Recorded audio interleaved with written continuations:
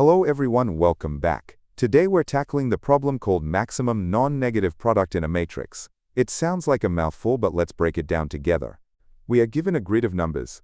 Our goal is to start at the very top left corner and walk our way down to the very bottom right corner. The catch is, we can only move right or move down. As we walk, we multiply every number we step on together to get a final product.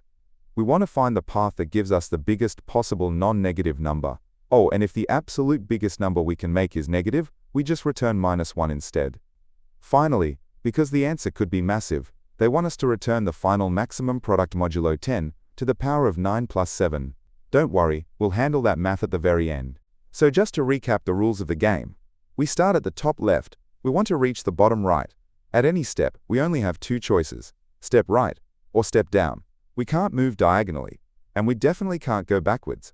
Every time we step on a square, we multiply our running total by the number in that square. The tricky part comes with the final answer. We want the maximum product, but if that maximum product happens to be negative, the problem strictly tells us to return -1. Also, multiplying a bunch of numbers together gets out of hand really fast.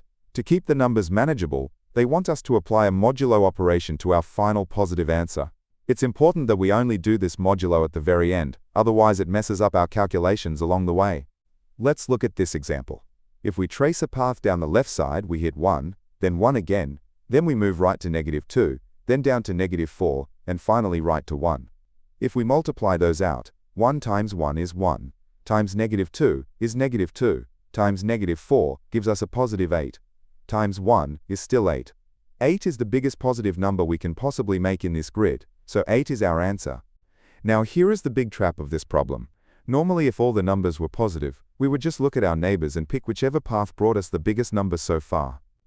But negative numbers completely ruin that strategy. Imagine you have a path that gives you a terrible score like -100. But then, the very next step is a -2. Suddenly, -100 times -2 becomes a massive positive 200. So, a really bad negative product can instantly become our best winning product. Just a quick heads up before we dive into the solution. We'll be walking through the logic using Python, but don't worry if that's not your main language. The logic is identical everywhere, and I'll be showing the full code for Java, C++, and JavaScript towards the end of the video.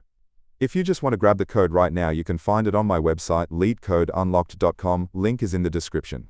To solve this, we are going to use dynamic programming. Because of that negative number trap we just talked about, tracking only the maximum product is a dead end. Instead, at every single step of our journey, we need to keep track of two things: the absolute highest product we can make to reach this spot, and the absolute lowest or most negative product we can make to reach this spot. Here is the aha moment that makes the whole solution click. When we step on a new cell, we look at the number. If the number is positive, things are normal.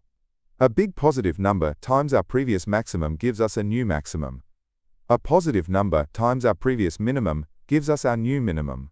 But if the number in the cell is negative, everything flips. To get our new maximum, we actually want to multiply this negative number by our previous minimum, hoping two negatives make a big positive. And to find our new minimum, we multiply it by our previous maximum. Alright, here is the full Python code for this approach, straight from the Leetcode editorial. Don't worry if it looks like a massive wall of text right now, it's actually just doing exactly what we just discussed. We'll break it down into bite-sized pieces next. First, we set up our variables. We store the modulo value we need for later. Then we figure out how many rows and columns our grid has. Next, we create two brand new grids of the exact same size. One will be called max track, and the other min track. These will store our running totals. Finally, we set the very first starting square of both trackers to just be whatever the starting number is in the actual grid, since we haven't moved anywhere yet. Before we do the complex math, we have to handle the edges. If we are walking along the very top row, we only have one option: keep moving right. There is no cell above us to come from, so we just multiply the current number by the number to our left. The same logic applies to the very first column on the left edge. We can only move down, so we just multiply our current number by the number directly above us. For these edges, the maximum and minimum totals are exactly the same, because there are no alternative paths. Now for the main loop. We go through every remaining square in the grid. First, we check the number we are standing on. If it's 0 or positive, we calculate our new maximum by looking at the maximum score from the top neighbor and the left neighbor, picking the bigger one, and multiplying it. We do the same for the minimum score, but look at the else block. If the number we are standing on is negative, the logic swaps. We find our new maximum by looking at the previous minimums, and we find our new minimum by looking at the previous maximums. This perfectly handles the negative multiplier trick. Finally, once the loops finish, we've filled out our entire tracker grids. The absolute maximum product we can get by reaching the end will be sitting right there in the bottom right corner of our maximum tracker grid. We grab that number. If that number is negative, the problem says we fail, so we return -1. Otherwise, we return that answer modulo 10 to the power of 9 plus 7, just like they asked. If you want to test this code out yourself without retyping it, you can go to the leetcodeunlocked.com/link in the description, so you can copy the code that is shown and explained in this video. Now getting back to the explanation. Code can be hard to visualize just by looking at it, so let's run a really simple 2x2 example through it. Our grid is 1, -2 on top, and 3, -4 on the bottom. We start at the top left, so our max and min are just 1. We move right to -2. The only way here was from the left, so our max and min both become -2. Back to the left column, moving down to the 3. The only way here was from above, so our max and min become 3. Now the final cell, -4. We have a choice. We came from either the top, which had a min of -2, or the left, which had a min of 3. Because -4 is negative, we want the smallest previous number to multiply it by to get a big positive. The smallest is -2.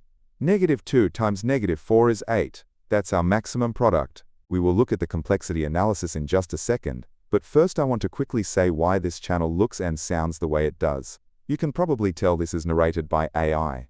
I actually built this for myself, so I could generate clear, instant explanations the moment a daily problem drops to help myself learn. It helps me study faster, and I upload them here in case they help you too. I don't put ads in these videos and I don't take any sponsorships.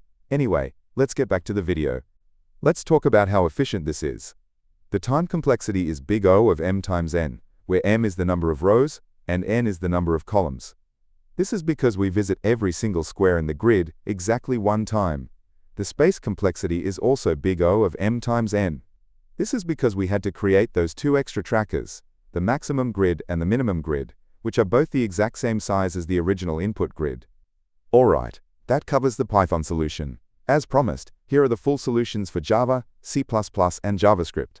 Instead of pausing and typing these out, you can just go to leetcodeunlocked.com via the link in the description to copy and paste the exact code directly. Here is the full solution in Java.